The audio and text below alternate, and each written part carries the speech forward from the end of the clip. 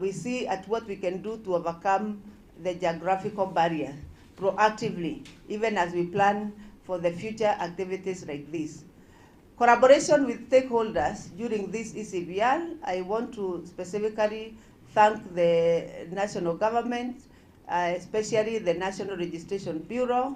We had very good collaboration of the IDs and ensuring that the IDs are distributed in time. We even used to come to your offices and sit there and register people near where people are collecting IDs. Then the county government, we had very good support with the county government. Actually, some of the county government went to the extent of launching the voter registration at the county level. We also really appreciate the county commissioners specifically. They actually attended all our engagement meeting together with their officers. Some of them even came with their entire troop, right from the village elder all the way to the county commissioner during the stakeholder engagement, which the commissioners of IEBC participated in all the counties. We also noted the mitigated isolated attacks, which actually the security agencies came and helped us enhance ASO deployment and support in guarding the kids all the way in the ASO areas and some areas in urban areas. We requested that you give us security so that they move together with the kit, which was provided. The enhanced media coverage was also a good thing, and I want to thank the media because media was not paid, but they did a fantastic job. They invited commission staff, commissioners, and they talked about it. And really, we appreciate the media partnership and the many media appearances that the commissioners of IEBC and staff appeared and the coverage. Then the Huduma Center, we had 57 Huduma Centers nationwide. We are still stationed there, and this is really assisting in accessibility, especially for the urban youth. Just moving from gestation CS, allow me to just highlight one or two slides on the issue of by-elections, the interagency coordination. We have IEBC have held by-elections in 3 cohorts. We did some in February, we did in November, and now yesterday. And in all these areas, we have seen good collaboration from the agencies, and we can say that improved rapid response capacities in urban centers during recent mini polls, effective deployment of specialized skilled security units, and real-time incidents reporting at the constituency communication centers. What are the identified gaps? Inconsistent information sharing between the field officers and the local security committees. We have seen that inconsistency, which we may need to enhance how we share information. Sometimes we may need somebody to be arrested because of an electoral offense. Then the delay in the security response, sometimes even when a police station is under attack, and I can give an example when there was one police station that was attacked in Narok, and the response was a bit slow.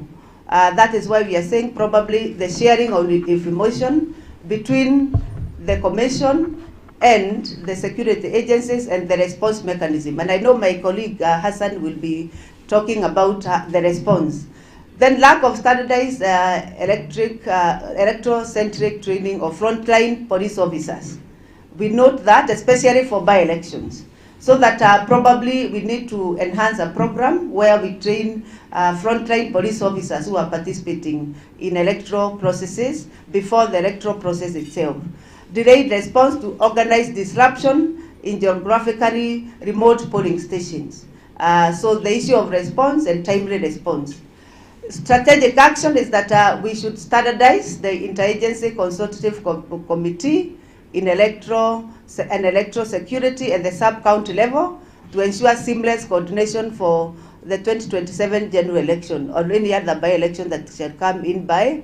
Then the IEBC expect and intend to establish an election operation command center comprising of IEBC, security agencies, NCIC, and everybody who actually is involved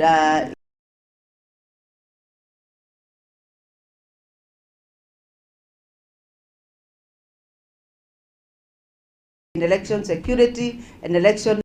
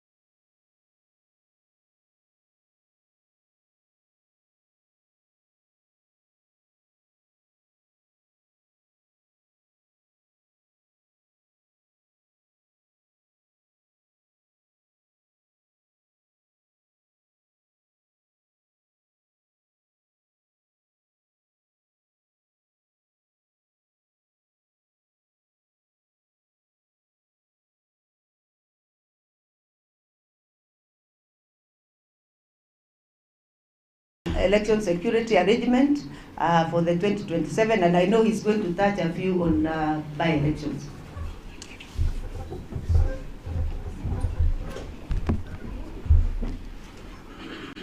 Thank you very much, Commissioner Ann.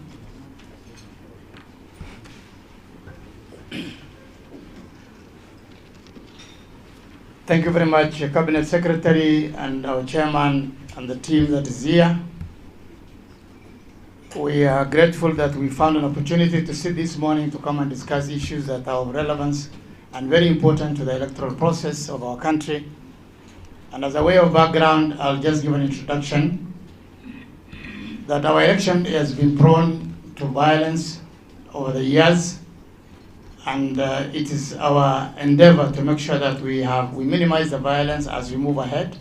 You will see it as we move ahead that our violence rate has been going down, and we are very grateful to all the participants who are here.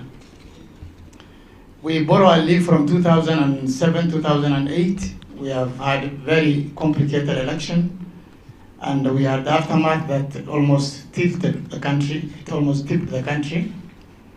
However, we've come of age and we've come out of it, and we have done a lot of progress. Political competition and ethnic balkanization is the cause of all these problems. Article 81 of the Constitution provides our electoral system and all the laws that relate to this, and the Commission is obligated to ensure elections are held within a peaceful environment. The Commission does not have instruments of violence or coercion or maintaining law and order, and we rely entirely on the police service, National Police Service, and we are very grateful that this has gone very well over the years. In 2013, IEBC collaborated with NPS and other stakeholders to ensure structured provision of electoral security. What we are discussing today is the Electoral Security Arrangement Project that has been instituted during this time, so that we can be able to capture the lessons and learned over the years and reduce the level of violence during the electoral process. The electoral security coordination mechanism is structured there. At the high level, we have got the forum co-chaired by IEBC chairperson and Inspector General of Police. At the lower level, we have got the policy and advisory forum, co-chaired by the vice chairperson of IEBC and also the chairperson of IEBC Human Resource Administration, and the two deputy inspector generals of National Police Service and the DCI. At the multi-agency level, that's the technical working group, we have all those players who take part, who send their representative to this committee, IPOA, NCIC, or DPP, or RPP, civil society, and all stakeholders who are involved in this exercise.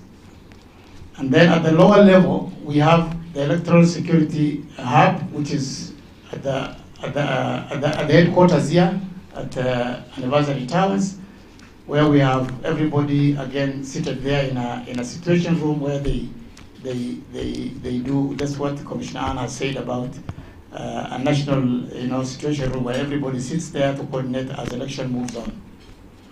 The leakages, of course, as it cascaded down all the way to the county levels, where we have the ESAP program extended up to the lowest level, up to the constituency level, and that has worked very well for us. The key elements of the electoral security project is, of course, early warning and risk mapping of electoral security hotspots, detection, risk assessment and investigation, prevention, responses structured around prevention of threats and violence triggers. Mr. Chairman, Mr. Waziri, this is a very important area. As we mitigate electoral conflict, we have to understand our geographical terrain, and more importantly, we need to understand our societies. Our societies react differently during stress and during trouble. The troubled north, where you could say northeastern province, and the North Rift areas react differently when they are confronted with situations of stress and problems. It's unlike the agricultural setup. The way the Mount Kenya people react and the way the people in Kisii react are completely different. So officers are advised to understand their societies more than anything else. How do they react? In the northern part of the country, the northeastern part, is an area where any small conflict will lead to death. For a very strange reason, we have not been able to understand why that is so. But any small conflict, a small boundary issue of a school and a mosque, somebody must die. So this is the trouble that we have. And again, they are a very oral society. It's a society you can sit them down and tone down and bring that temperature down all of a sudden. So engage a lot on oral attention, against the use of force. If you look at the North Rift, is also a disturbed area. They have some of the communities are armed, and we need to understand them. Some of them express their anger loudly. The place from where my chairman comes from, they express their anger very loudly. They can be heard. But if you come down south, the Pokots, you heard them, you never hear about it. But for sure you will get a revenge 3-4 years down the line. So we need to understand the societies in which we operate, so that we can be able to say, okay, this group, this is how we are going to handle them. Those of my colleagues, my officers who are here, and I'm very proud, Waziri today, I see Bival here, I see Saka here. These are officers I trained, and this is the line of training that we gave them, so that they're able to tell, if there's a conflict between Kisis and Masais, there's a way to do it. The Kisis their reaction is spontaneous. The Masais will take time. They will wait for a forum where they will sit and deliberate and put their facts on the table. And they will bring the best speakers on the table to bring facts about the history of this conflict. Until even if they're on the wrong, you will definitely give them the truth. So we need to know, and we must understand our societies as much as we can. Mitigation and mediation is very important. When Waziri, there was an office in your office of peace building and conflict, Kenyan National Focal Point for Peace. And I remember we used to work a lot during the post-election violence of 2007 with my chairman when he was on the other side of UNDP. That office was very important with NCIC in monitoring and making sure that these conflicts are mitigated in good time.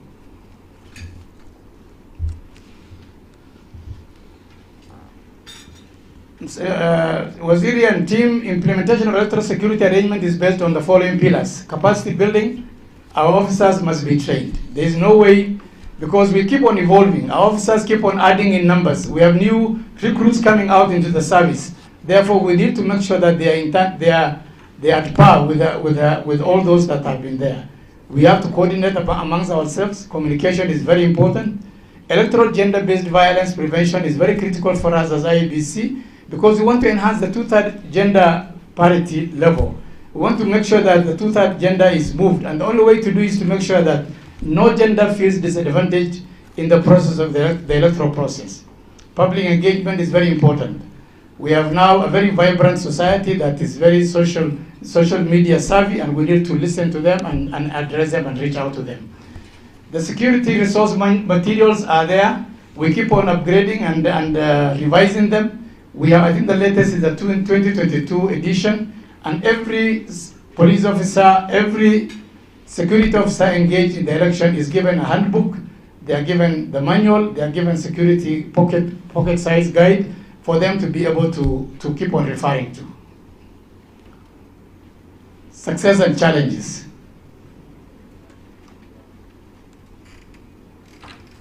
The Commission implemented election security program during 2013-17, 2022 as an electoral conflict prevention, and I think we've been able to achieve great successes. Provision of security for election materials and officials, that is very important for us, and for this case, security of election officials include even the security officers themselves. They must feel themselves safe, and they must be in a secure environment where they can be able to carry out their responsibility without any hindrance. And therefore, capacity building is very critical for all these officers to make sure. Interagency cooperation and information sharing, this is a matter that is very important for all of us. Next. This is a table, a graph showing the level of the violence over the years. 2007, it was a peak. God forbid we would get back there. 2013, it's gone down.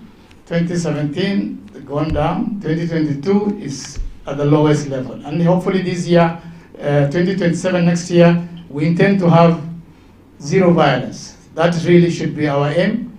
And when Waziri and team, our experience is that a lot of these problems are normally after elections.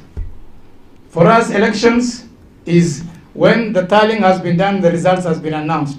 That ends our responsibility as IEBC. Up to that level, we normally don't have any problems. But anything after that, we have the challenge, and that's the challenge we need to confront as IEBC and ESAP jointly together to make sure we don't have it. Challenges of electoral security, late commencement of ESAP in the electoral circle. This is also very important because of the insufficient funding, we tend to move to operationalize ESAP up to the end of the process.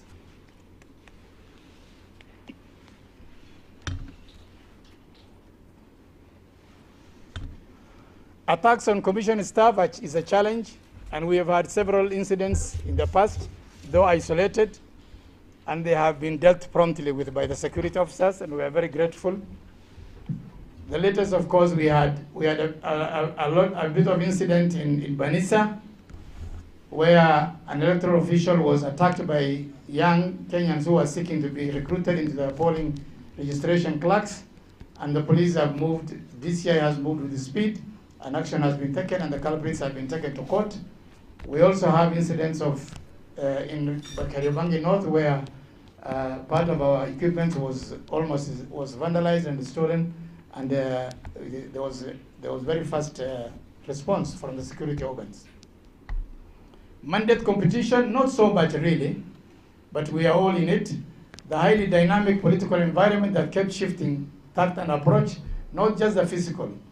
Last-minute amendments to electoral laws, voter bribery or treating, whatever we call them, is a challenge. For us, I think as IEBC, we are very concerned about our activities within the entire electoral process, the electoral environment, and more specifically the polling station, which is about 400 square meters. Partisan security officers and also IEBC officers, these are challenges that we need to address at our levels. We don't condone, both at IEBC and security officers, to make sure that they are non-partisan. Security threats and disruption at tallying centers. This is very important for us, Waziri and team, because all our problems are at the tallying centers. Kenyans will go and vote. They will finish their voting. For us as IEBC, voting begins and ends at the polling station. But when it comes to the tallying center, that is where everybody comes now. All the goons are shifted there, and there's a lot of disruption there. The security of the tallying center is very important, both at the counties and at the national level both.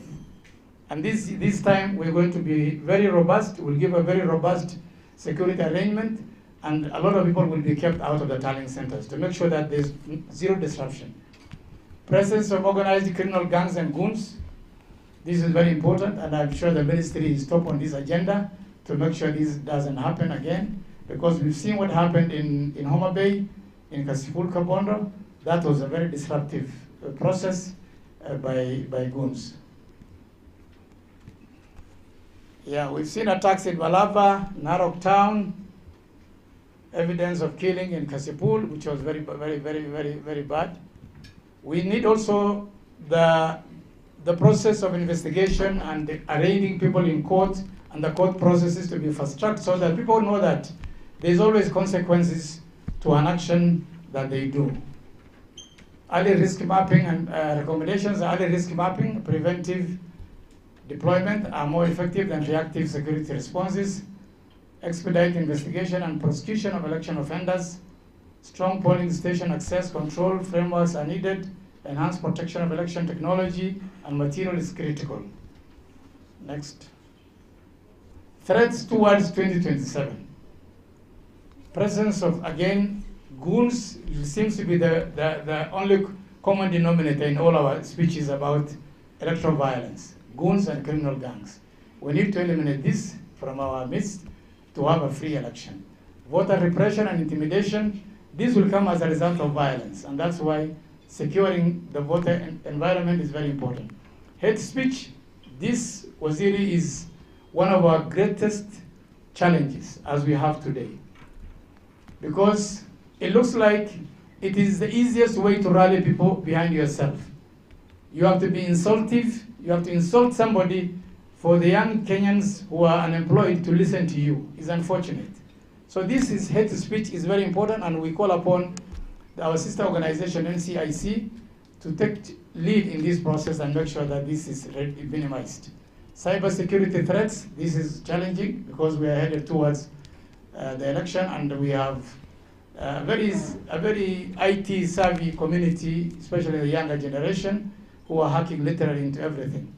Last minute change of election laws is also, it has its own disruptive effects. Polarized political environment, we as we head towards the elections, we have that serious concern about polarizing the political environment. Media bias. Our brothers and sisters within the media fraternity have been very helpful. They have taken our message, and that's why we achieved our targets for the ECVR. However, we still see pockets of bias reporting, and this has a challenge and a bearing on the election in 2027. Persistent attacks on the Commission. The Commission can be closely, compared to midwife. We've said it time and again. When you keep on attacking the midwife, you don't expect the mother and the child to be safe. So we have the legal process of making sure that the electoral process is conducted in a free manner. But if we continue bashing the electoral body, electoral management body, then it becomes very, very complicated. The attack can be physical, the attack can be through the media. It is very disturbing for us because it saps our energy from progressive working to a every time we are just attending to crisis of attacks here and there and here and there. It's unfortunate, it's our society and how it is. Misinformation and disinformation. This is also, we've seen, people's pictures, people speaking. Yeah, the AI world has come to, those of us who were born before computer, we're actually wondering what is going on in this world. Terrorism, especially in the northern part, especially northeastern part, we have issues which are still disturbing us, and we need a very secure environment for us to conduct the elections. As it is now, we need to do a bit of work there. Plans for 2027, we are just coming to the end. Personal safety, zero tolerance for harassment of IEBC officers, security officers, observers, and everybody. Critical infrastructure at the Tallying Center, surveillance, restricted multi-access control, logistics securities, armed escort and GPS tracking of all our sensitive materials is done during the campaign, the election process. Cyber security, collaborative monitoring of digital infrastructure with national security agencies. Organized disruption. You can see goons and criminal gangs is a common denominator when you talk about electoral violence. So these are things we are attending to: political militias, intelligence-led policing, personnel intimidation, legal enforcement. All these are what we're looking forward to.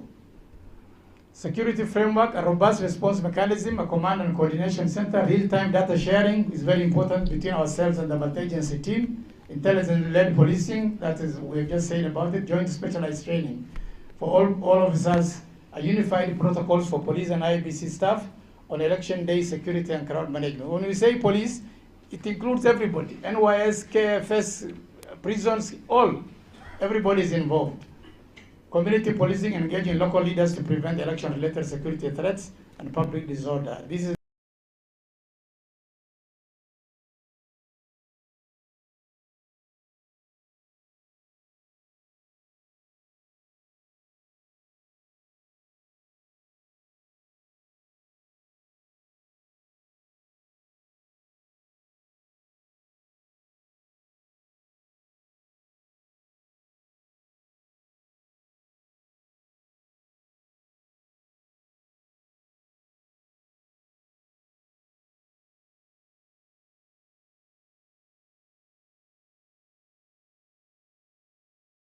need to engage communities, and we must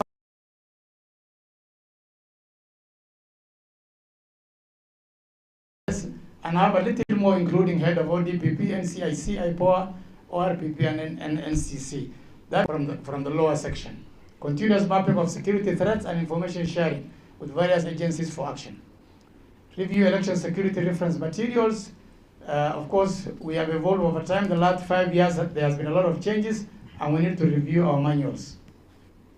Training of security agencies, that is on their role in the electoral process, devolved situation room out the election process, activating peace committees at the county and sub-county levels. They're already there and they're working very effectively.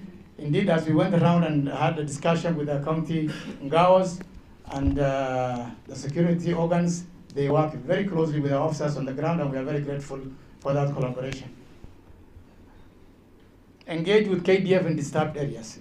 Waziri, that is very important. The northern part, especially northeastern, we will fall back on KDF as and when they are required to control the situation, because sometimes there's a bit of a spillover from across the border. Enhance security for staff, logistics, assets, and processes. That is very important for us. That brings us to the end of this presentation. We are so grateful for your listening. Thank you. Thank you so much, Commissioners, for the detailed presentation. Waziri, I request us to face the podium for the next session. Sorry for that. I'll invite our session chair, who is Bivadi Opora, the Principal Administrative Secretary, National Administration. Karibu.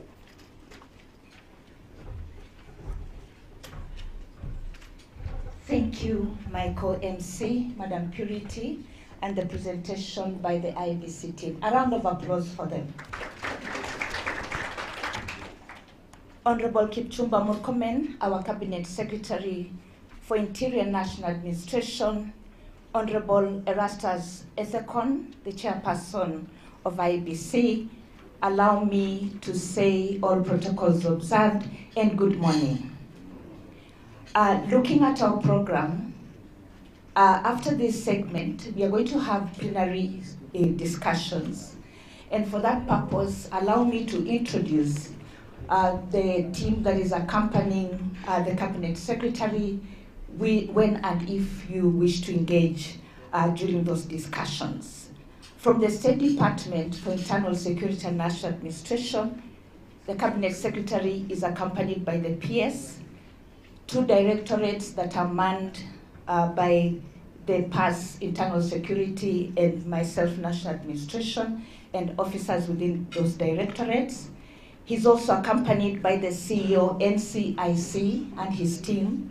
He's also accompanied by Madam Josephine Onunga, who is the Secretary in charge of peace building and conflict management. We also have a communication team. We also have the NC4, and we also have the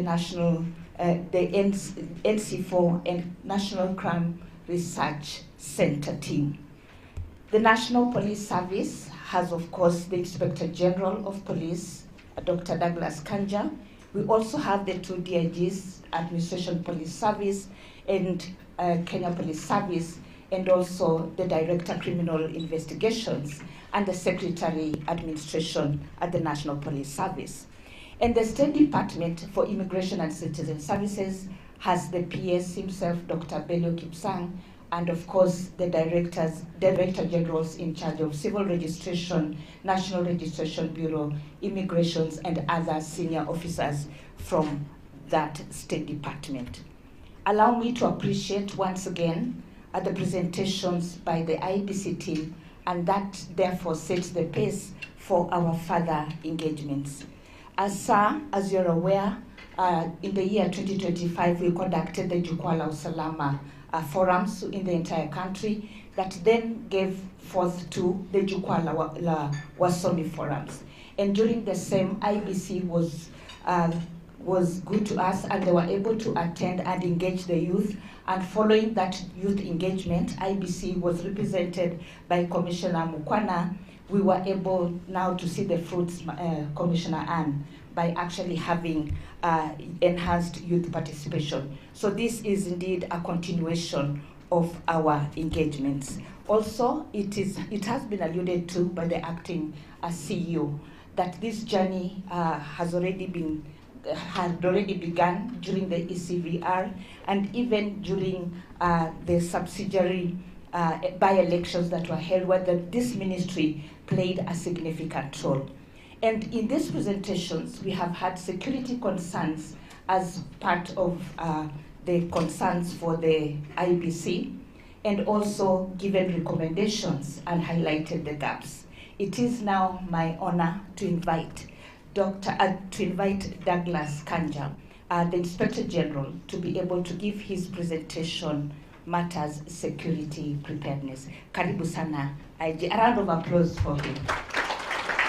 And thank you from the presentations, that which you have already been able to do. Thank you. Is it a presentation or a PowerPoint? I think we have it. Good, thank you.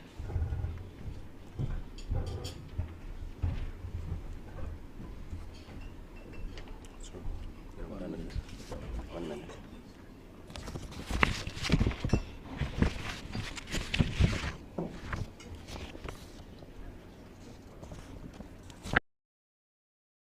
Murkomen.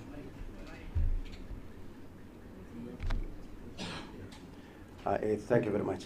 Our chief guest this morning, CS Honorable Kipchumba Murkomen, the chair, IEBC, vice chair, the two PSs present with us this morning, commissioners of the IEBC, DIGs, Mr. Ngad, in charge of the Kenya Police Service, and DIG, Mr. Gilbert Masegeri, in charge of Administration Police Service, together with the DCI, responsible for the investigative services of the National Police Service, and all the senior commanders present with us here, and everybody else.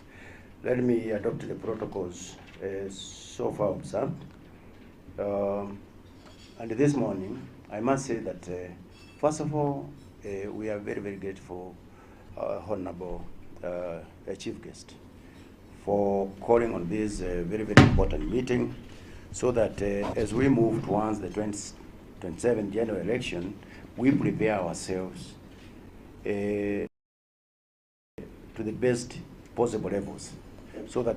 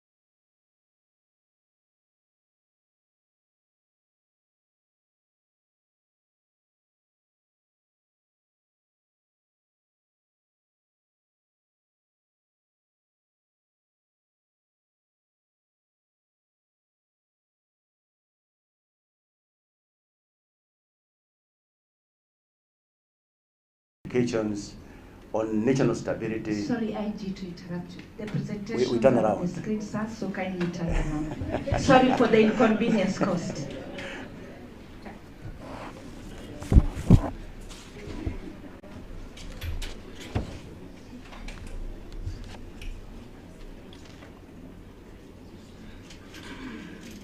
Okay, thank you very much. Let us proceed on. So as I've said there earlier, election remains one of the most sensitive national processes with significant implications on national stability, public order, economic continuity, and constitutional governance. The electoral cycle is no longer viewed as a one-day event, but a continuous process involving political mobilization, voter registration, party primaries, campaigns, voting, tallying, declaration of results, and post-election transitions. Historically, each phase of the electoral process presents distinct security vulnerabilities requiring early preparedness, continuous monitoring, and coordinated multi-agency response. Kenya's current political environment is characterized by heightened political activity, early political arrangements, increasing political intolerance, weaponization of misinformation, and increased mobilization of youth through both physical and digital platforms ahead of the 2027 general elections. The emergence of organized criminal gangs, inflammatory political rhetorics, online incitements, localized communal tensions continue to pose evolving threats to election security management. Lessons drawn from the previous electoral cycle, including the 2007-2008 post-election violence, the 2017 electoral protests, and the recent public demonstration by the citizens, by the agencies, underscores the need for proactive security preparedness, early warning mechanisms, coordinated deployments, and the strategic communication centers. The National Police Service recognizes the public confidence in electoral integrity requires a secure environment where voters, candidates, election officials, and all stakeholders exercise their democratic rights freely without fear, intimidation, or violence. The role of the National Police Service in election cycle. I think we have lost the signal, but let me continue from where I'm reading from. So the role of the National Police Service in election cycle. The National Police Service derives its election security mandate from Articles 245 of the Constitution of Kenya, the National Police Service Act, the Elections Act, the Public Order Act, and the other relevant statutes governing electoral processes. The core responsibility of the service during election is to guarantee law and order throughout the electoral process.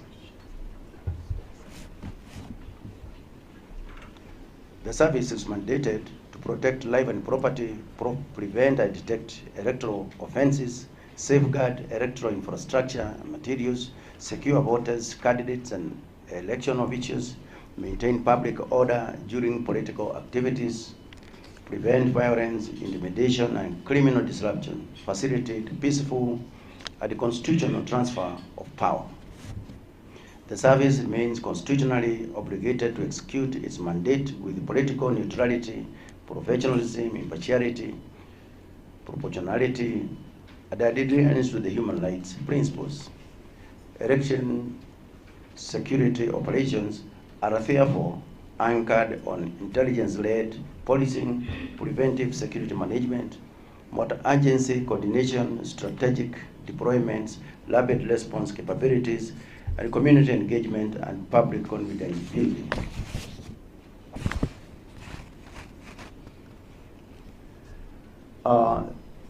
Security dynamics across the electoral cycles. You are aware that we have 3 electoral cycles. We have the pre-election cycle, we have the election period, and we have the post-election period. And they have actually been elaborated very, very clearly by the former speaker who was here. So, in the key election, pre-election phase, key activities includes, as has been elaborated here, national identity, ID registrations, the continuous voter registration, political mobilization, party primaries and nominations, and political rallies and campaigns. The emerging security concerns during that phase. The heightened political intolerance and confrontational campaigns, as I have indicated there earlier, violent disruption of political rallies and party nominations by goons and criminal gangs, ethnic profiling and zoning of political strongholds, incitements and hate speech, voter bribery and intimidation, increased online misinformation and inflammatory contents. Radicalization of unemployed youth, especially the agency for political violence. National Police Service preparedness measures in respect to the pre-election phase. In that, we have the continuous threat assessment and hotspot mapping. We have the deployment of intelligence and surveillance teams, monitoring and crackdown of organized criminal networks, enforcement of Public Order Act regarding public gathering, strengthening of early warning and early response systems, engagements with the political actors for proper security arrangements during the political rallies, increased patrols in identified hotspots at urban informal settlements, enhanced monitoring of social media and digital platforms, security coverage in voter registration centers.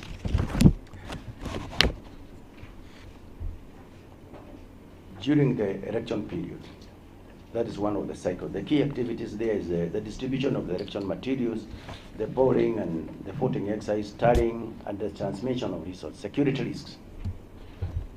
During that period, the disruption of polling exercise, attack on polling stations and tallying centers, destruction and interference with election materials, coordinated violence in identified hotspots, targeted attacks against election officials, violent crowd build up around tallying centers, cyber-related disruptions and misinformation, opportunistic criminality, and looting. The National Police preparedness measures.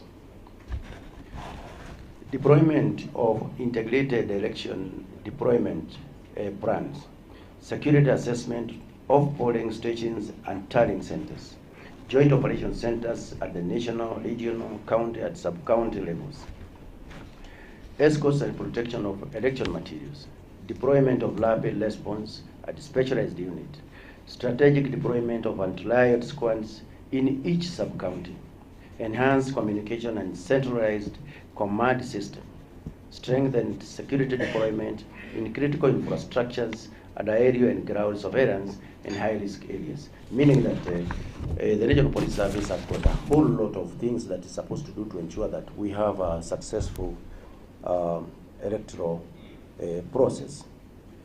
In the post-election phase, the key risks are rejection of all contestation of results, mass demonstration and unlawful assemblies, ethnic retaliatory attacks, arson and destruction of properties, attack on businesses, critical infrastructure, mobilization of organized gangs for violence, barricading of roads and key highways, community displacement and localized conflicts.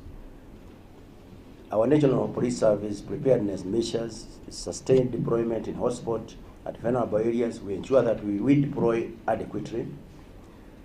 Activation of contingency response teams, enhanced public order management operations, protection of strategic national installation, community stabilization and peace engagement, joint intelligence monitoring and response coordination, enhanced highway patrols, and continuous operational readiness until completion of the transition process, meaning that the National Police Service is also working with everybody else, including the motor agency, so that we can be able to achieve all that. The national threat assessment, the service has taken a nationwide threat and vulnerability assessment to identify emerging election security threats, drivers and triggers. These are continuous process, so that by and while we keep on responding to whatever new things are coming up, so that we can always be able to prime ourselves adequately to deal with emerging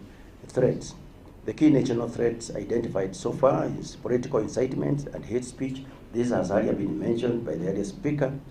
Inter-party conflicts, proliferation of organized criminal gangs, increased availability of small arms and light weapons in some areas, radicalized and employed youth groups, honoring misinformation and propaganda, ethnic polarization, communal mobilization, terror threats and violent extremism. This one was also mentioned in some areas that we need to deal with. Cross-border criminal activities and budgetary and intercommunal conflicts in some of the regions within our country. So these are the areas that the police must actually be on top of everything to ensure that we have peaceful elections all through. Hotspot mapping and risk profiling. The service has finalized preliminary hotspot mapping informed by, number one, historical election violence patterns, current political temperatures, organized criminal activities, ethnic and communal tensions, border security dynamics, and urban crime trends.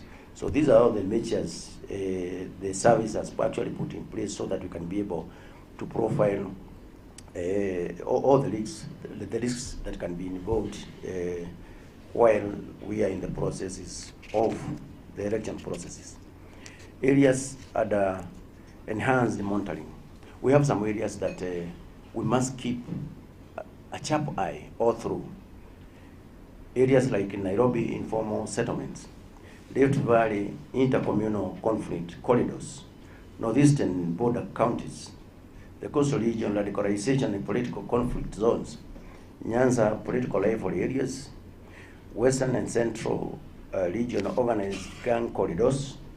County and sub-county security assessment continues to be updated dynamically based on emerging intelligence and the political development. So this is, again, as I've said, our chief guest, this is an area that we keep on monitoring, keep on evaluating, so that the service can remain on top of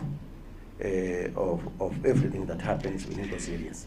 So operational preparedness, strategic planning. The NPS has directed the service commanders to cause the preparation of election security operationals at national, regional, and county levels. Integrated command and coordination structures have been activated for ease of coordination. Joint operational frameworks with other security agencies and relevant stakeholders are ongoing. And that's the reason why yesterday we have an election there in Murkomen.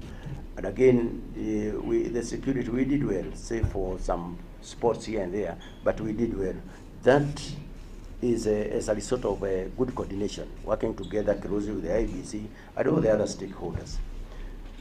deployment preparedness. The service has identified strategic list of deployments from other security agencies, including the Kenya Police Service, the Kenya Wildlife Service, Kenya Forest Service, the National Youth Service, to give synergy to the NPS officers. The General Service Unit, the RDU, the ASTU, the OSU, including other specialized units, have been placed on enhanced readiness, meaning we can be able to overcome any challenge that any security challenge that can be that come at any stage, because we have that broader team to assist the National Police Service. Public order management preparedness, continuous and trial drills and simulation exercises are ongoing. This one is actually training and capacity building aspect of the service, because as it was mentioned here earlier, training and capacity building is critical to the success of any given election. The National Police Service cannot be able to render this very critical service without training its officers. And that's the reason why we are partnering with the IEBC and the others in that direction, so that we can ensure that we have a National Police Service that is well trained. It has enough capacity.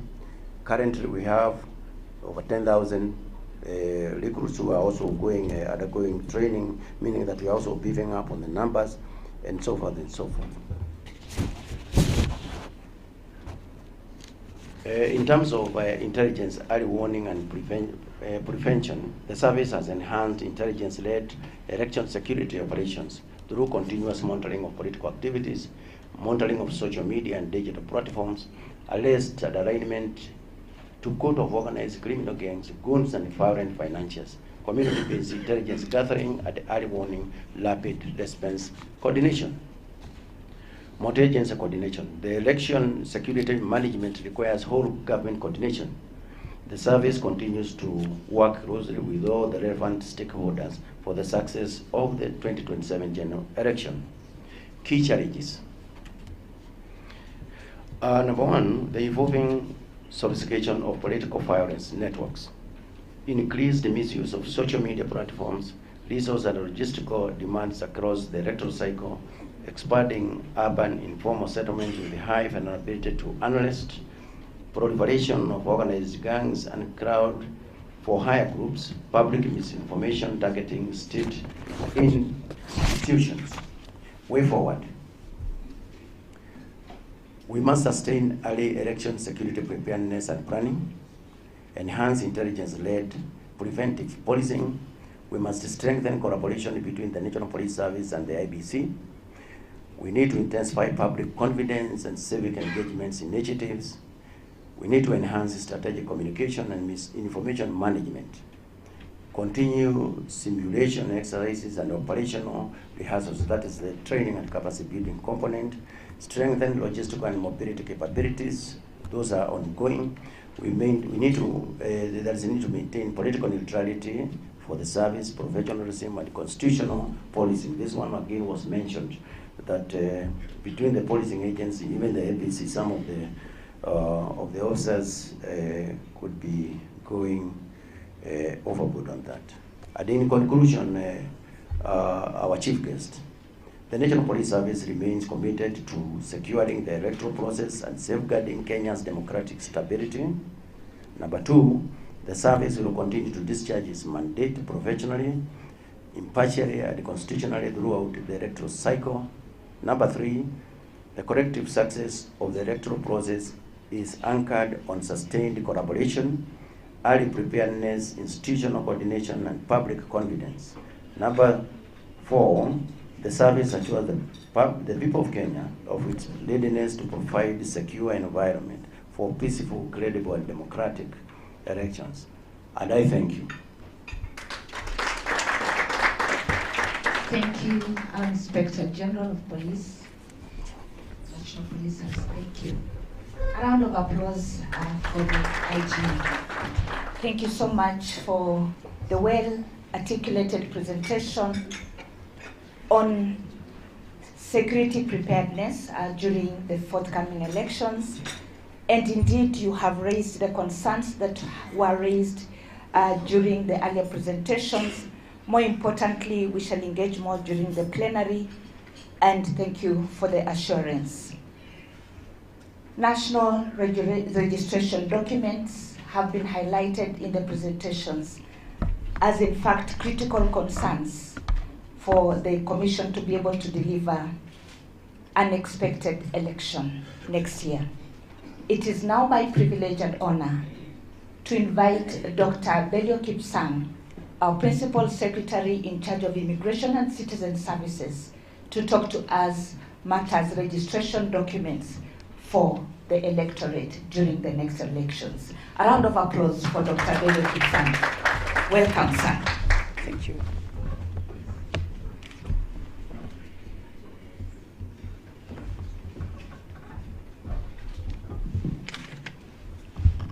Thank you very much.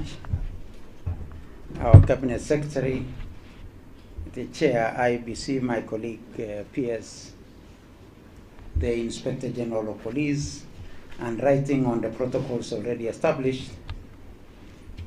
Today it is so, we are all pleased to be here on this very important journey that we are covering as we move forward towards elections next year, and also reflecting on all that we have done in the past by-elections, in the exercises that we have done in registrations of persons, mainly on voter registration, the relationship between ourselves in the critical movement as we move forward. CS has already presented by quite a number of presentations that we've had. I would not really want to belabor on anything else this morning. I would want to affirm our partnership with the Electoral Commission, mainly because we are joined at the hip in terms of registration of persons, registrations in two different aspects, registrations on identity and registration on voter. And on registration on voter, the main basis on that is the registration of persons through identity documents. And we would want to commit ourselves that we shall continue working with yourselves, working with IEBC, and working with all of us in making sure that these two very important registrations are done, that nobody is left behind, in terms of registrations of person and identity, and out of which then results in registration of voters. CS, last year towards the end of the year, we had some engagement with IEBC. We did create a technical team that is looking into the whole question of data and data management and how we work together in ensuring that Kenyans participate in the civic and democratic processes. I would want to affirm once again that we shall continue on this collaboration and engagement so that, one, we support in the cleaning of the voter register, in issues of dead persons, in ensuring those who are attaining 18 years are included, on ensuring those who are left out previously due to the hard-to-reach places are dealt with, and I'm very happy the Commissioner elaborated quite well on ensuring that the hard-to-reach places, the arid and semi-arid areas of this country, the border counties that were disadvantaged before, and as we are all aware, the question of vetting was ceased, and I know the CS will elaborate on that, and how that will impact on voter registration and the need to reach the hard-to-reach places. CS, again, I would want to give our commitment in ensuring that no one is left behind. We've mentioned about uncollected IDs. We are already working very closely with our Ngao officers to make sure that the more than 400 IDs that have more than 400,000 IDs that have not been collected are collected, and that these people participate in the democratic processes that they must participate in, and ensure once again that we reach out to everybody. CS, with that I would not want to say so much. I would want to commit myself that we shall fast track the processes of ID registration. We have invested very heavily in modern technologies, including live capture. We have enhanced the question of mobile registration across the country, so that as we continue and go towards continuous voter registration, the enhanced voter registration, that everybody is enlisted and available for voter registration. So once again, we give our commitment. We shall ensure that the technical teams that are working together work to ensure that the sharing of data, updating of data is real time. We shall be ensuring that we enhance and we use technology to have real time updating of the databases between the two institutions, so that going forward, we ensure that everybody is included in this process. CS, I would not want to say beyond what I've said, so that we give you time to be able to enlighten and engage ourselves in the exercise that is ahead of us. So once again, we affirm the commitment on efficient services to our citizens, strengthening the democratic processes, and enhancing national governance through coordination between the Ministry of Interior and the IEBC. I want to leave it at that, CS, so that we can give you time and the chair IEBC to engage ourselves. I would want to take this opportunity to invite my colleague Piers Omolo to make some comments, and thereafter we move forward. Thank you very much.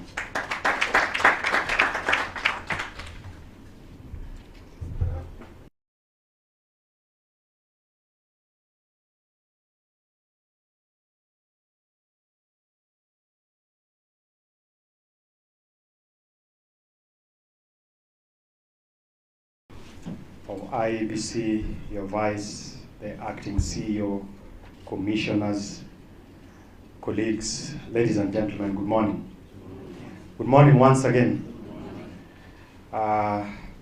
First of all, I want to commend the team at IEBC under the leadership of the chair, that for the first time in a very long time, you set out to register 2.5 million, and you returned with 2.3 million.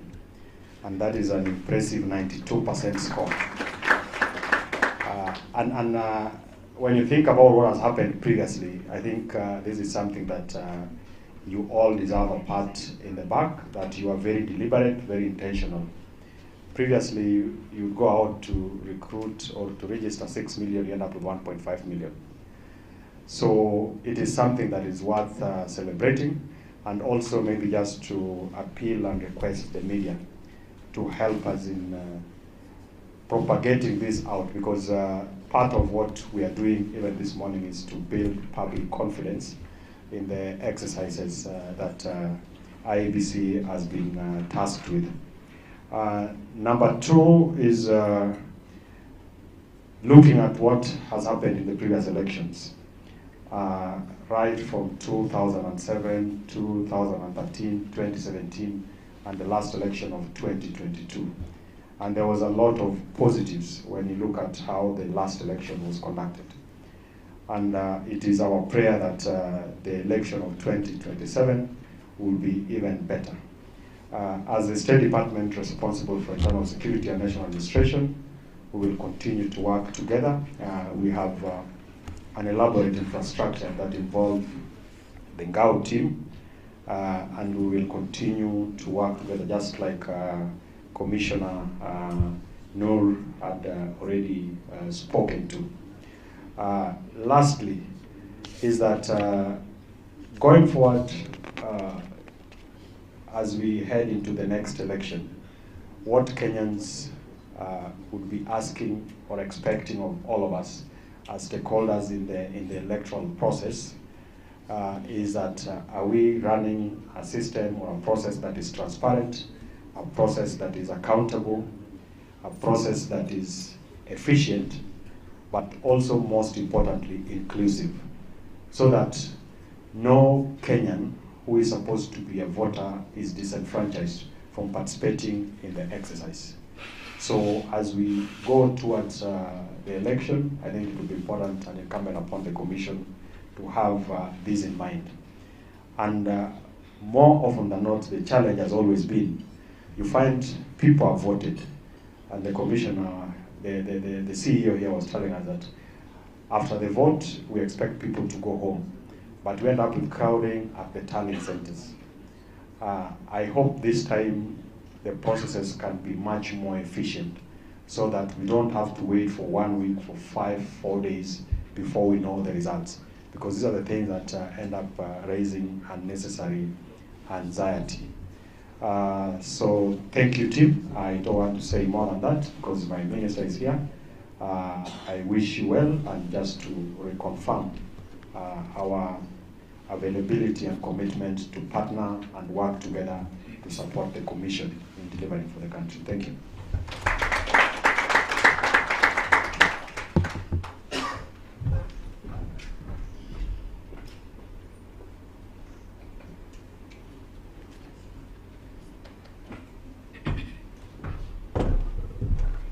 Thank you, sir, for your remarks. Allow me now to invite Commissioner Fahima Arafat, the Vice Chairperson, IEBC, to give her remarks, welcome the Chairperson, and the Chairperson will then welcome our Chief Guest, our Cabinet Secretary. A round of applause for Madam Fahima Arafat. Karibu sana, Vice Chair.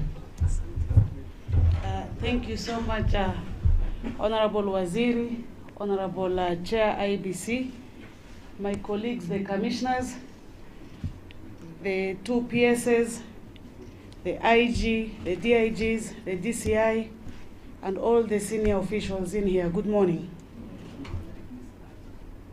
My name is Fahima Arafat, the Vice Chair of IEBC. I will be very brief. Before I welcome the chairman to talk to us, allow me to first acknowledge and just mention the names and the committees that my colleagues chair. And I would like to start by Commissioner Anne Deritu, famously known, and she's our chair of operations. Because of time, they usually speak, but we know Waziri is constrained.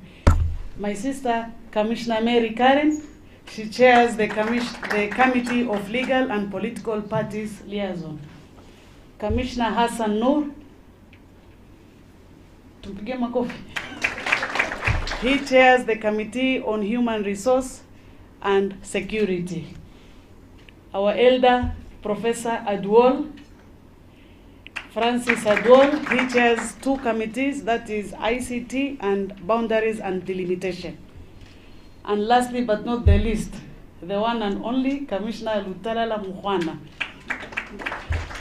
He chairs Stakeholders Engagement, Communication, Voter Education, and everything that needs to be communicated. Yes, so first and foremost, Honorable Waziri, I want to take this opportunity and thank the collaboration between the IEBC and the Ministry of Interior and National Administration during the ECVR. We enjoyed peaceful environment across the registration centers, and we conducted successfully the exercise, and we concluded within the timelines. Because you can imagine if anything had happened, we would not have managed that. So that is something we must acknowledge ourselves as IEBC, plus the collaboration of all other stakeholders. Secondly, we want to thank Kenyans for trusting us and coming out in large numbers to register 2.6 million voters. We did not achieve this because of anything, but because led by our chairman, we moved across the country, sensitizing and engaging citizens, even in vernacular, different platforms and different groups. I remember when we first started in Mashuru, where maybe the CEO speaks the language, and we called out to Kenyans, Adung Kura. You can imagine now, Abajuni from Lamu, I know what is Adung Kura. It means come out and register as a voter. That was in September 2025. So we moved across the country, and we appreciate Kenyans for listening to us by registering. Lastly but not the least, I want to affirm and emphasize that elections is not only the duty of IEBC. It is a shared national responsibility and all stakeholders out there, we request that we work together to ensure we deliver a credible, peaceful, and transparent election. It is now my singular honor and duty to welcome the one and only, ama kuna mwingine? The one and only chairperson of IEBC, who will ensure we deliver a credible and transparent. Ni nani mwingine kama si triple E? Ethekon, Edung, Erastus. Makofi kwake. Hayo makofi hayatoshi. Moja, mbili, tatu. Karibu chairman and talk to your people.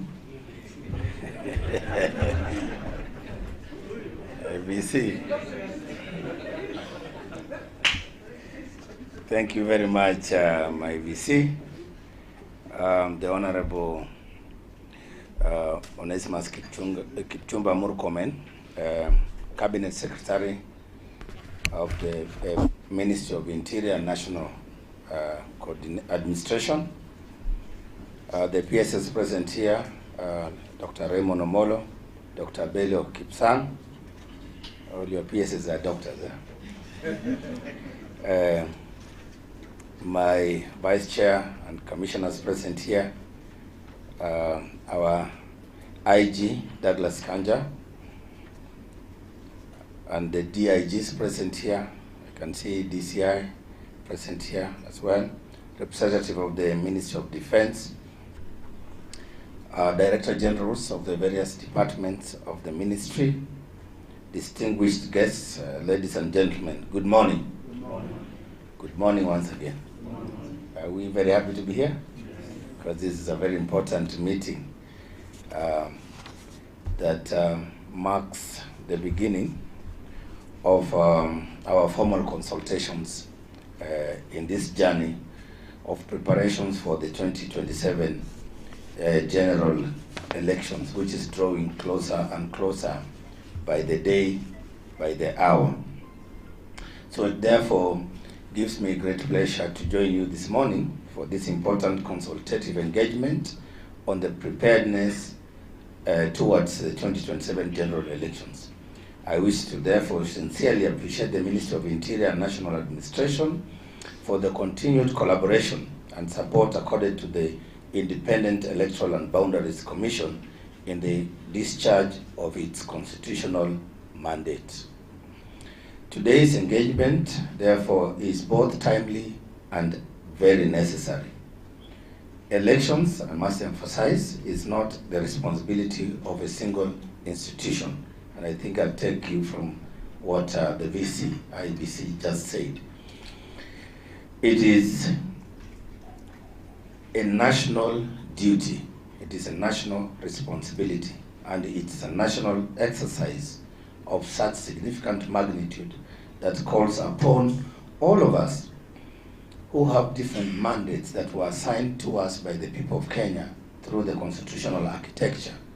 It is upon all of us to come together, to work collaboratively, to coordinate very effectively, and to constantly and continuously consult and support one another in a mutually cooperative way so that we safeguard our democracy, our peace, our security, and our rule of law. Very, very important. So the relationship between IEBC and the Ministry of Interior and National Administration, and indeed all other departments of government, ministries, agencies, is very, very critical and central to the delivery of a peaceful, credible, transparent, and inclusive elections.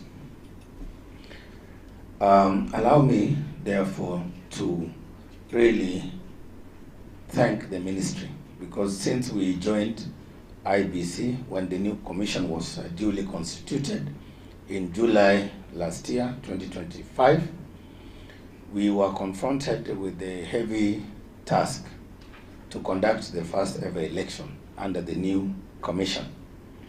And being fresh and new, we were a bit nervous, and we did not know how the mini polls, what the media dubbed as the mini polls, we did not know how it will go.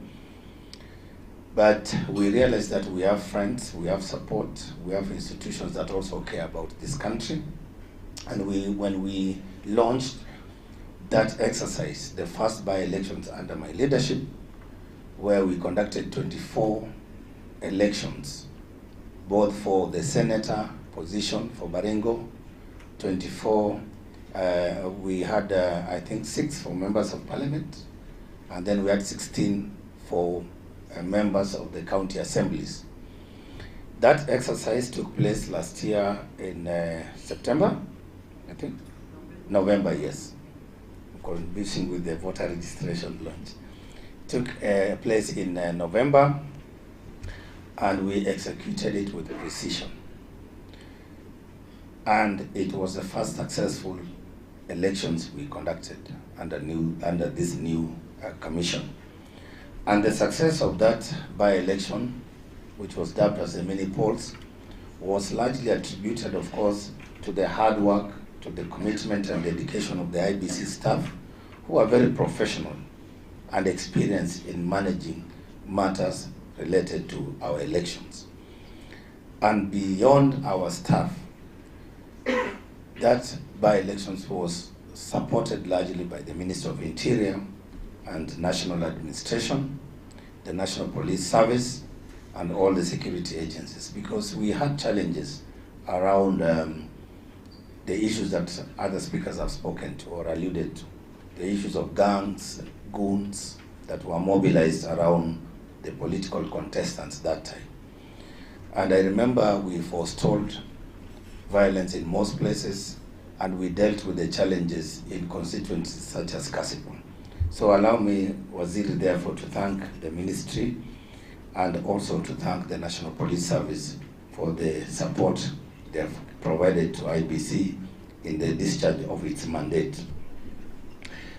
As we move closer to the next general election, this meeting, therefore, is very, very important, so that then we can come together and share information and think together about the various challenges that we see, and think together about how we can take advantage of the opportunities that we see, including opportunities in our collaboration, in our coordination, and in our putting together our teams to handle some of the critical things that must be done in order to make the next election successful.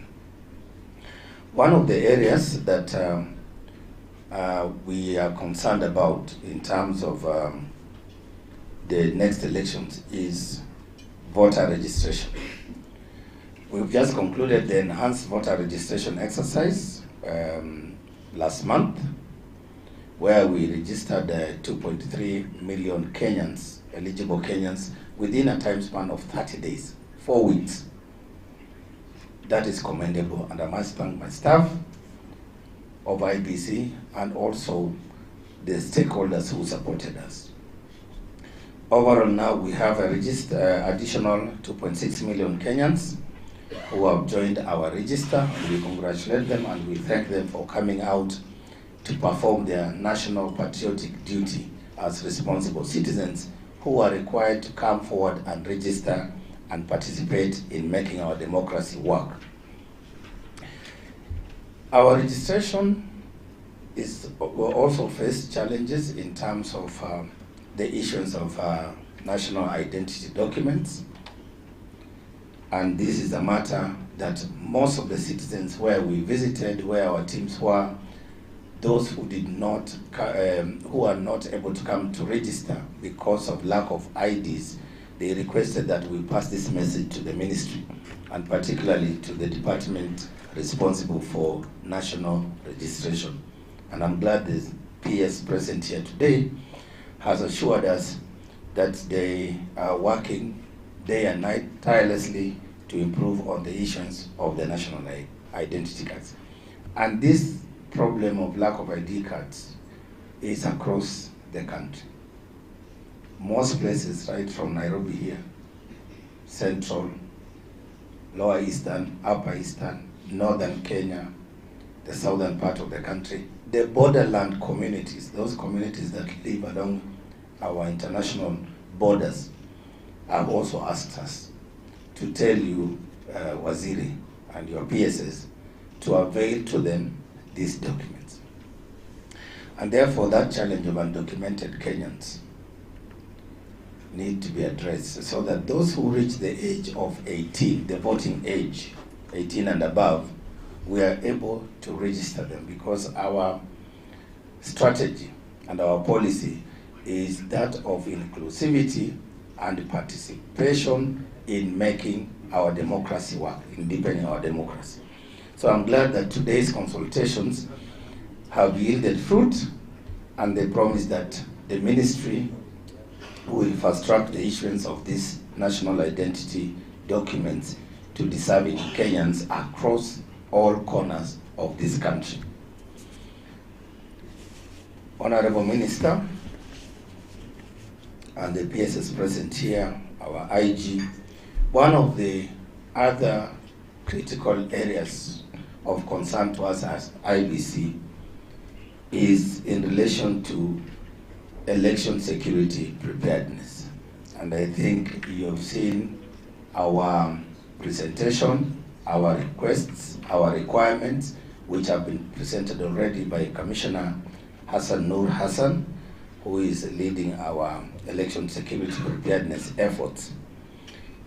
We know as a country we are faced with challenges, emerging challenges. Of course, the issues of our young people sometimes participating in this phenomenon called goonism, and of course joining these criminal gangs and being mobilized by political actors. We as IEBC are very clear on this issue, particularly our Inspector General. We need to deal decisively with this issue, both from the demand side and the supply side. Because these young people on their own do not engage in political violence. They are people who have the demand for their services. And of course, being unemployed and facing some of the challenges, then they are likely to engage in these activities for survival. So we need to find out who are these people who demand these services.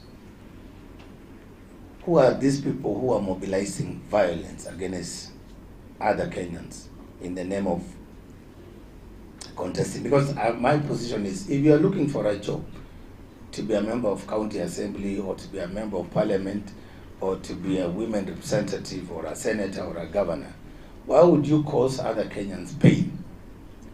Why don't you talk to them, convince them, tell them your policies, your agenda for them, instead of you mobilizing them to disrupt other people's lives and of course property and businesses. So we are very clear on this. We need the security agencies to investigate. DCI is present here. We need them to be arrested and to be held accountable. And as we move, when we declare the election period, the campaign period, when the Electoral Code of Conduct checks in, we as IEBC will also take decisive action, including disqualifying some of those people whom we will have information about their activities in perpetrating violence in this country. So we are very clear on that. We have agreed with the entire commission that we will strictly enforce the code of conduct as against those politicians, whether sitting or aspiring to unseat those who are sitting.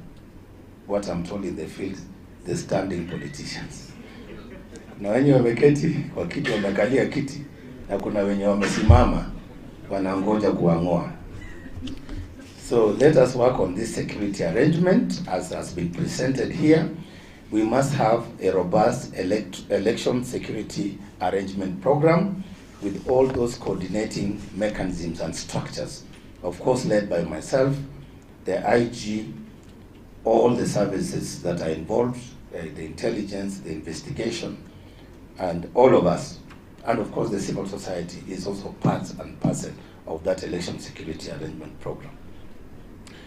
Third, which is I think my last point, is on our, again, partnership and collaboration in the area of conflict management and peace building. Of course, we know that prevention is better than cure. We have already been told by the analysts, the IG has presented a comprehensive report here about the various threats, the way they see it. IEBC has also presented our threat analysis. We've also mapped the hotspots, just like the security. So we need to harmonize all this so that then we design strategies and approaches to deal with those issues. And for me, I will emphasize prevention better than as a better approach than waiting to deal with the aftermath. So peace building and conflict management should be central to our efforts. We need to activate the systems to coordinate peace building and conflict management efforts.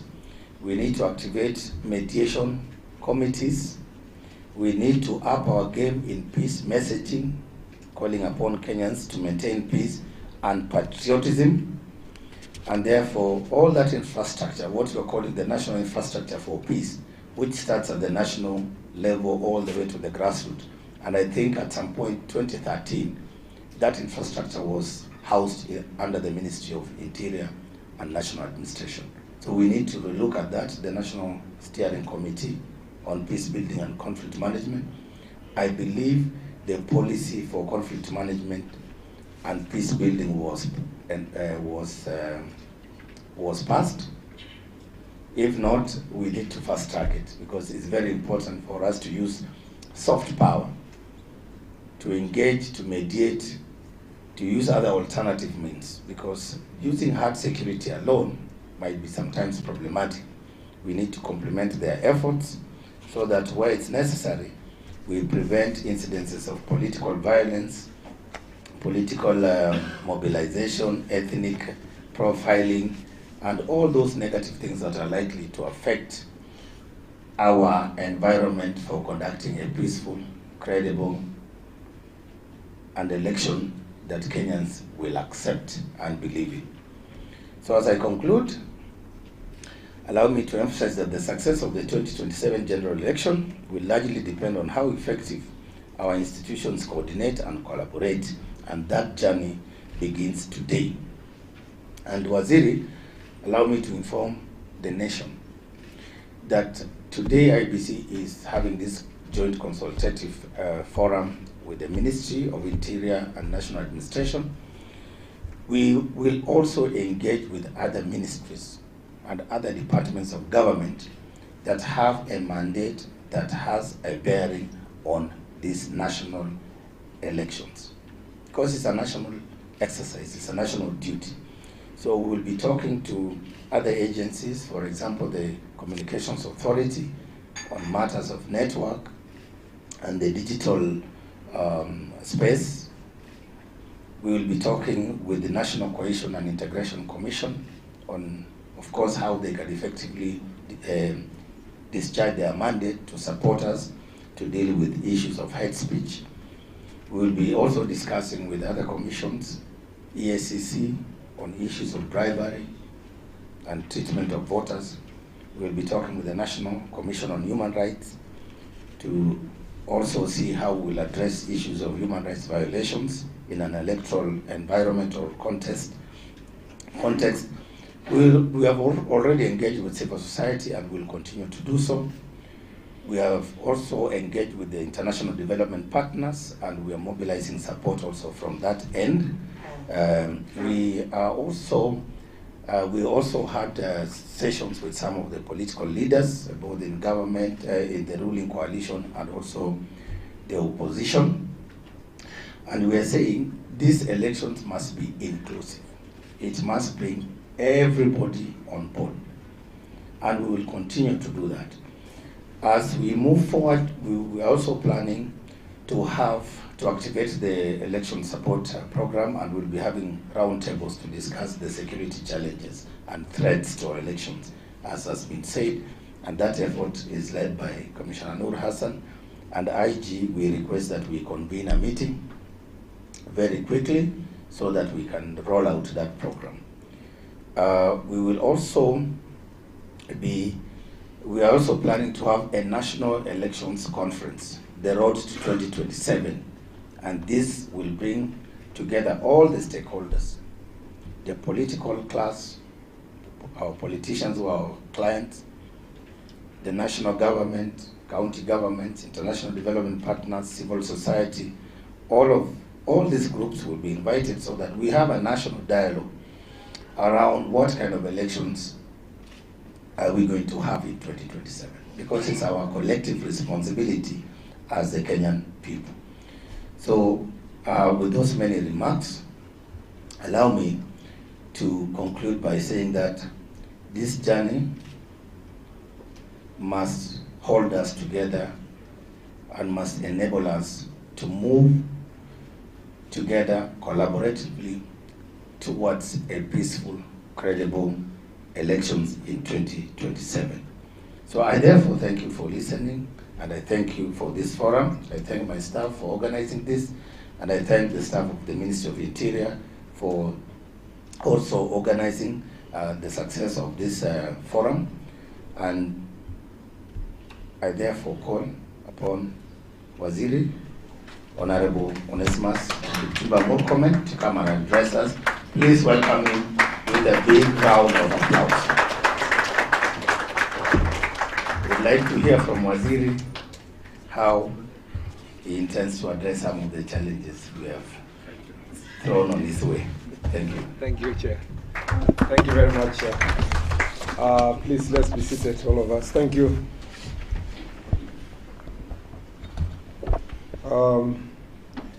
The Chair of the Independent Electoral and Boundaries Commission, Mr. Erastus Etung Ethekon. It's been said you are triple E, and it's E in the past was not a very good, grade. But I'm told when it is now when you double the E, it becomes it is the best grade under CBC. So it means exceeding expectations.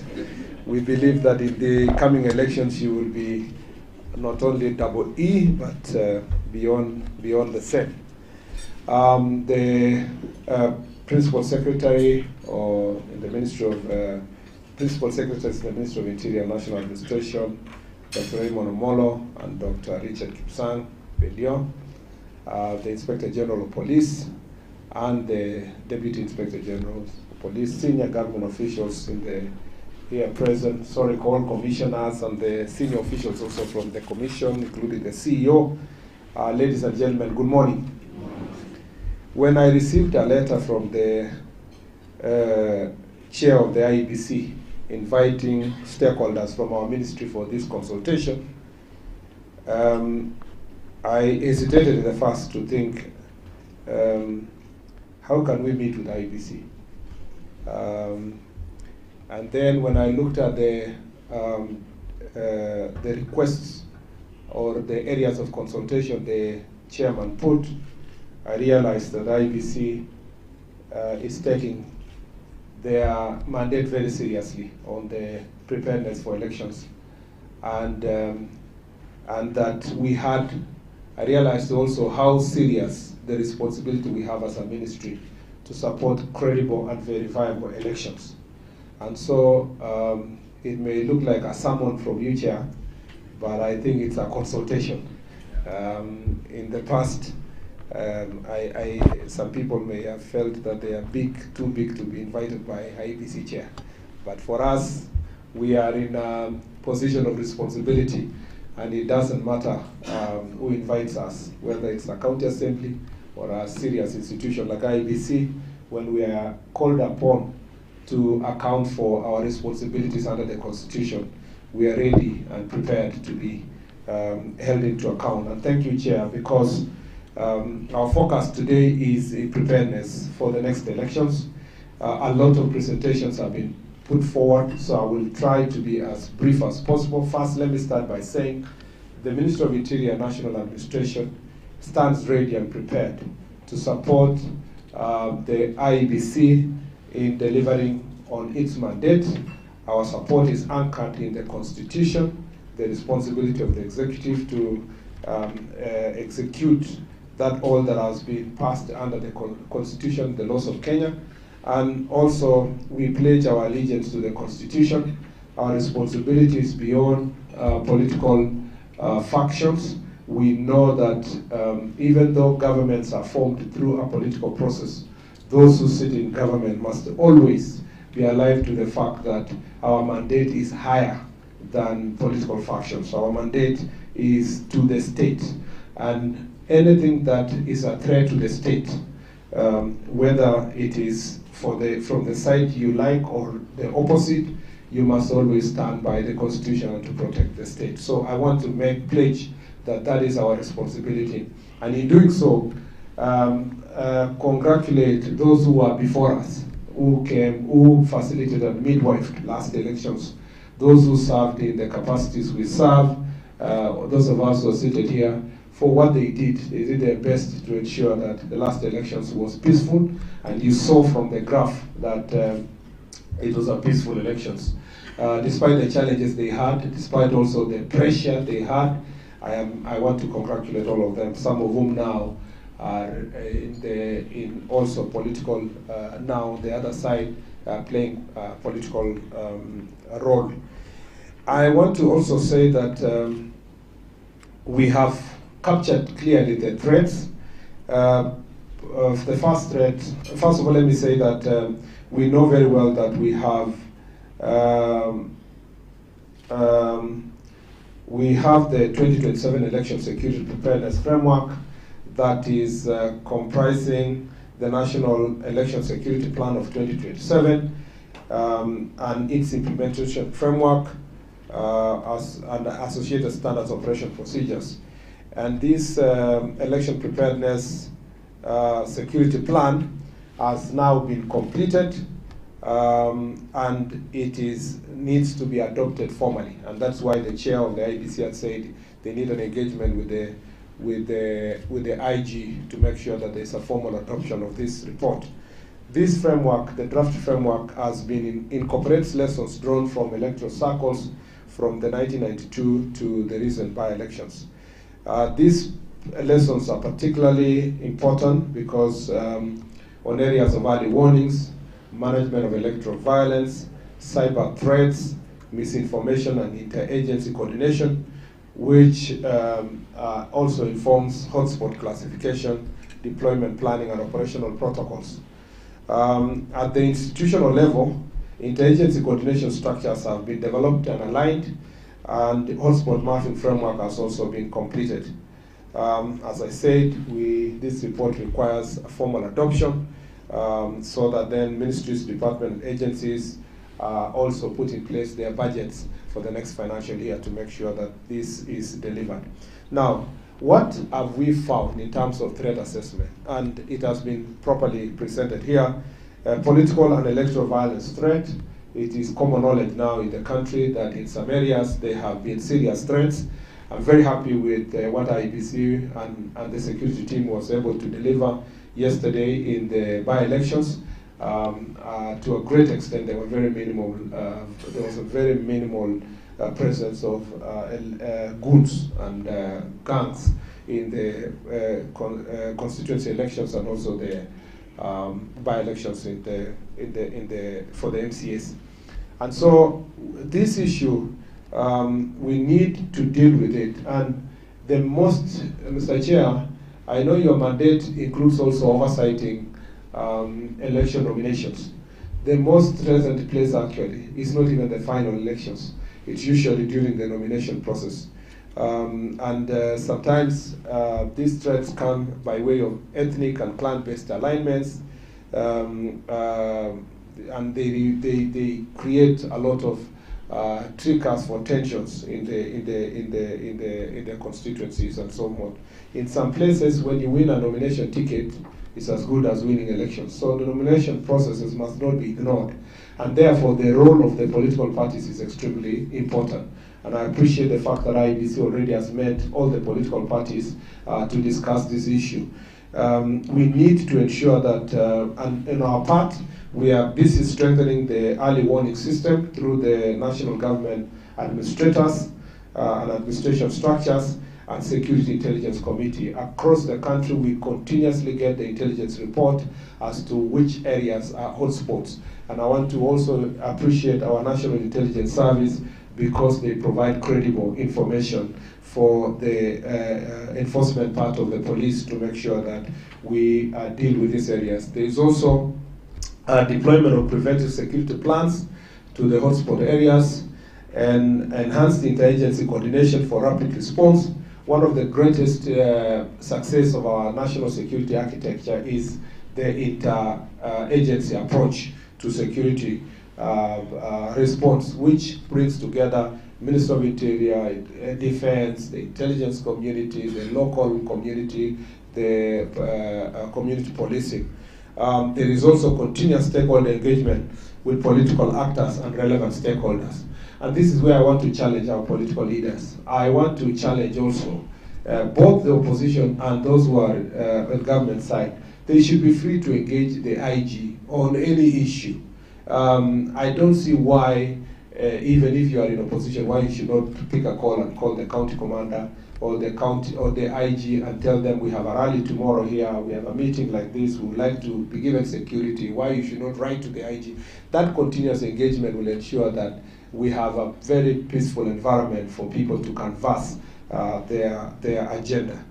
There is also the second threat is the organized crime and small arms proliferation. The security environment is shaped by organized criminal networks, political gangs, and continuous proliferation of small arms and light weapons in some areas. These risks are compounded by youth unemployment and informal economic structures that provide recruitment bases for violent actors. And we have already also discussed this. And for us, you know that we are doing everything, Mr. Chair, to collect illegal weapons, especially the banditry-prone areas like the North Rift and also the northern part of the country. There is an ongoing intelligence-led operation that has yielded very good fruit. We have now surpassed, we are beyond 2,000 guns that have been collected from civilians voluntarily, and we shall be having a public display and banning of those guns soon as a result of our intelligence-led operations that within a year has resulted in collection of over 2,000 guns. And there are still more because of the challenges of our porous border. The multi-agency security operation also has identified the hotspot areas, and the community policing and Nyumbakumi structure is being strengthened to enable us to disrupt these criminal networks. You need to see that, and this is the assurance to the country, that we have now upscaled our fight against the gangs. And special security teams have been put in place by the IG. I know there has been a serious operation in Kitale where there was a big challenge, and I'm very happy to report that it has not spared anybody. Politicians on both sides of the political divide have come to acknowledge that it was the right thing for us to do, even though it was painful for them because their supporters had to be dealt with, arrested and charged in a court of law. And that will be the norm, whether it's Nairobi, Mombasa, Kisumu, all these parts that we have had in the past, the presence of criminal gangs. We must make sure that this issue is dealt with finality. On the cybersecurity threats that has been mentioned, we are working hard to ensure that we strengthen the Election Cybersecurity Operational Center based monitoring and response capability. We also deal with real-time detection and verification of protocols of digital content, enhanced protection of voter registration, and result transmission systems is needed to make sure that that is properly protected, and public communication strategy to counter misinformation and restore trust. With these AI-generated fake videos and pictures, these elections is going to have its own challenge, and we are preparing ourselves to do the same. We actually, I hope, Mr. Chair, you will also have an engagement, hopefully, with the judiciary, so that we receive great support when these people who are propagating fake news are arrested and charged. We also want to receive great support from the judiciary. The Inspector General of Police, through the DCI, is working hard. We have resourced the DCI to have the capability and the tools to be able to detect these cyber criminals, and it's important that we deal with it with finality so that we do not generate a fake IEBC chair, a fake IEBC returning officer announcing results in some corner, and that is really the challenge coming this year. But I am very proud to say that I was in the committee, the special committee in the Senate that passed the election laws after the 2013 elections. And in 2016, when we put in place those legislation, one of the biggest reforms that we put was in the committee led by Graitu and Orengo, and which I served as a member, is this proper statement that elections end at the polling station. And so I think that has saved us a lot of problems, because even when goons want to put a lot of energy in the tallying center, it's an exercise in futility, because there are verifiable results from the polling station that can be tallied, any time. Of course, that is not to say that we will not do our job to protect the polling center, but I think that was a significant reform that ensured that past malpractices where results were changed between the polling station and the tallying center is now a thing of the past. And I think some of those legislative frameworks have really made a great, even though I saw that there was a presentation that changing laws is a threat, it's also an opportunity, because it was a last-minute law that we passed, but it made a big difference.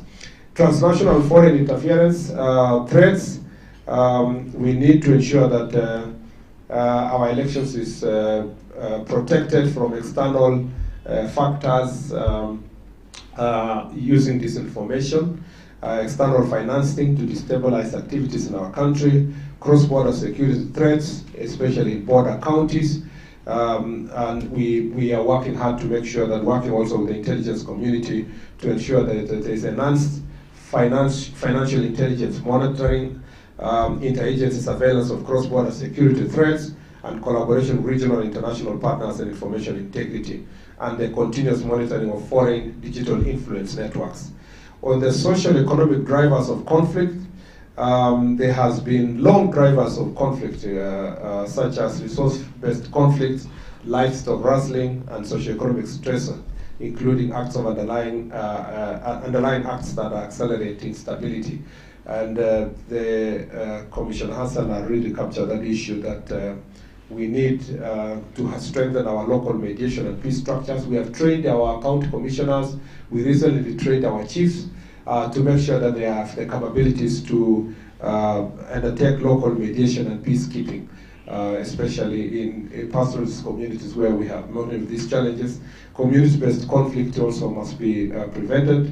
We're having a meeting now shortly between leaders from Wajir and Marsabit, and you must have seen in the news that even a small security installation there has became a point of conflict. And it's important to engage the leaders, but also to engage the local leaders. Then our Ngao leaders are properly trained to do so. There is targeted deployment of in the historical volatile areas, early planned and targeted deployment, and there's collaboration with county government on and preventive interventions. There are also environmental challenges that we must deal with. Climate change disruptions, public health emergencies, and disaster-related displacements affect also electoral processes such as landslides and so forth. And I think, Mr. Chair, we should have, and for sure, we must think together, working with the Ministry of Environment and especially the weatherman, to simulate how the weather will look like across the country in August next year. And I challenge you that on this year, because it is not just about the rains, it's also the drought. Because most of the people in marginalized areas may be disenfranchised. They may not be able to vote because of drought, and they have to walk long distance to go and deal with pasture. I don't know what IEBC will do. Are you going to create a mobile polling stations, or what are you going to do to these voters? Are we going to say that people in the north, because they have gone 100 kilometers looking for pasture, they will be told to forget about elections, go you and suffer? And what lessons can we learn from these weather patterns? And it is not to me, it's for IEBC to make the decision. But for us, is to be able to respond by having a contingency electoral security planning, prepositioning resources, especially when in the rainy areas. How do you transport? There are no roads, there are no bridges, there is security challenges in those places. And as a ministry that is also responsible for disaster response, this is an area that we must work together, especially through our disaster response department under PS Raymond Omolo. It's important to think through what we can do. And therefore, Mr. Chair, those are the commitments we are going to make. We want to say that the operational standards and this strategy needs to be adopted urgently, and we need to work together as a team. On the part of registration, before I conclude, because I'm just summarizing, there is a presentation, I don't know if somebody got it, that I wanted to project for you to just see. Mr. Chair, we have had, you now have to turn, but I will just explain if it is, yes, it is there. That's a small brief on the issues of national identity cards.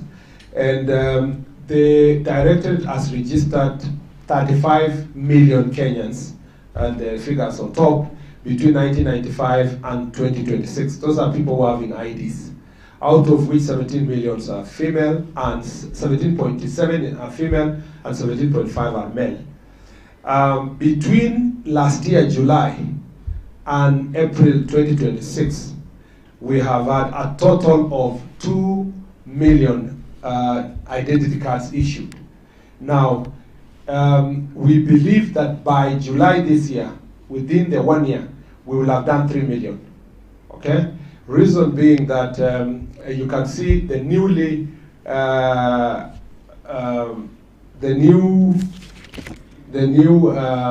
newly registered. Sorry, just go up, just go down a little bit. The newly registered are yes.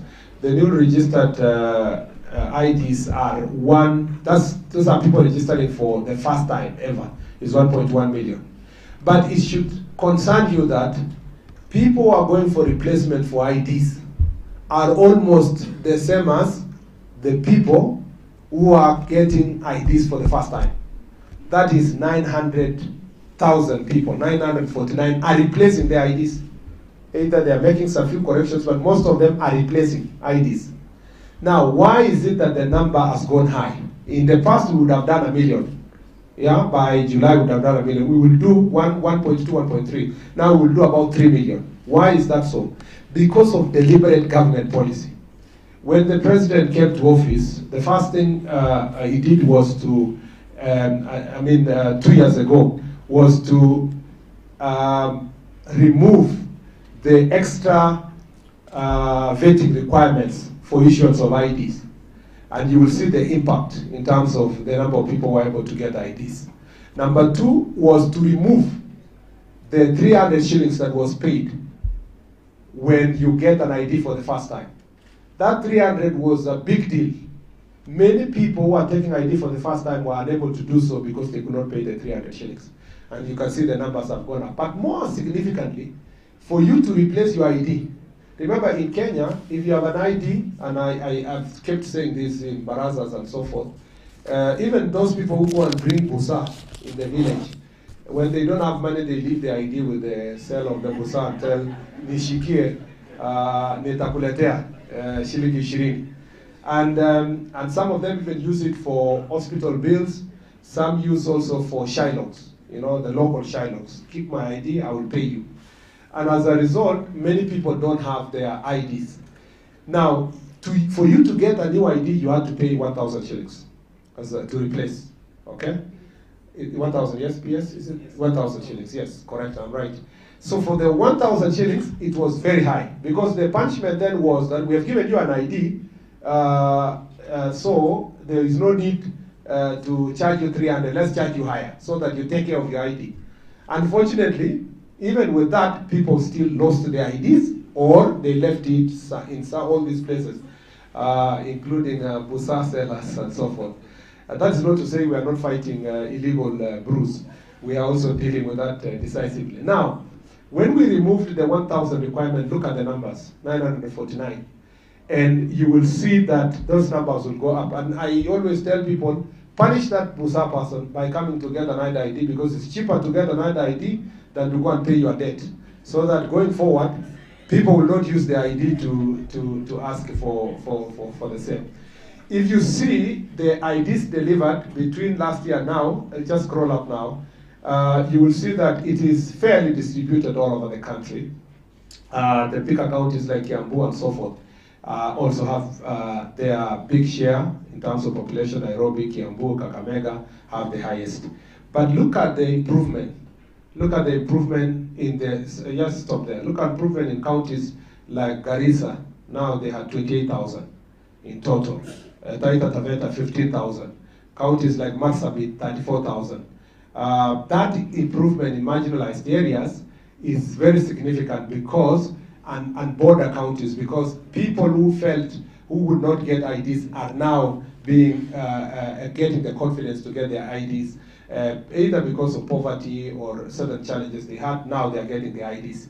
And you can scroll down, all those IDs have been delivered across the country. You know, there are people who like propaganda to say, look at Nakuru, 85,000, look at Kakamega, 86,000, look at Nairobi, just scroll down to see Nairobi, counties like Nairobi. Nairobi is 312,000 IDs.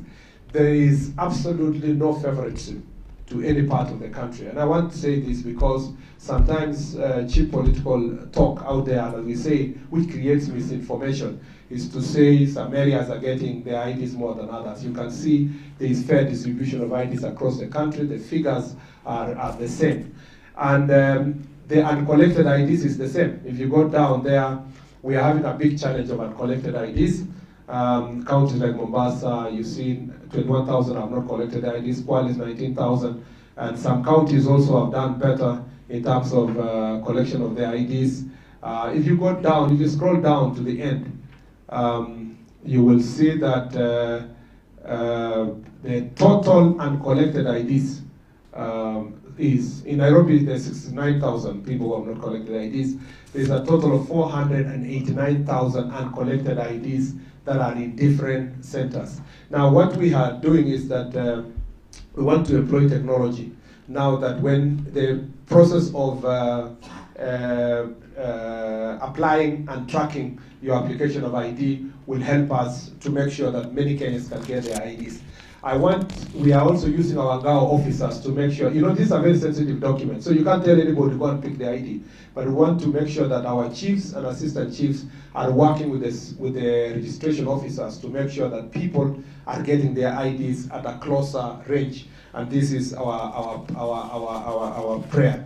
The last thing I'd like to say is that as we push for these IDs, and I want you, Mr. Chair, and your commission to keep in touch with the NRB, National Registration Bureau, we pray that the Parliament will give you budget so that you can maybe have 2 or so other enhanced registration processes before the voting. If you can have 2 or 3, it will be useful.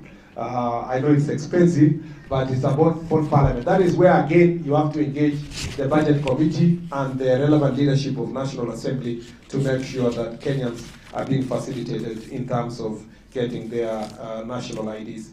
Where we have currently, for benefit of the country, we only have, up to the end of April, we have 112,000 IDs that are yet to be printed.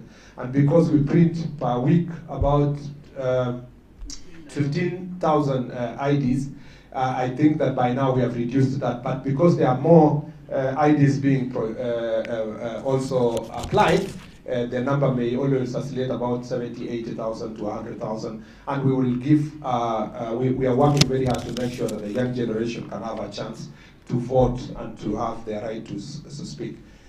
Otherwise, I've said too many things, Chair, than I thought. When I left there, I told the PS I'm going to take only 5 minutes. But I didn't know that I was going to take this long. I must say, we are very excited to be here.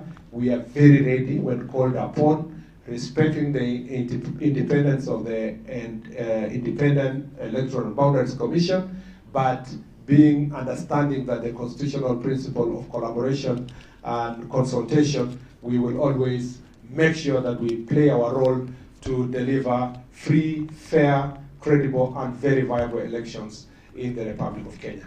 Asanteni sana, and may God bless you. That you will standing on the stage for water. Okay. And invite the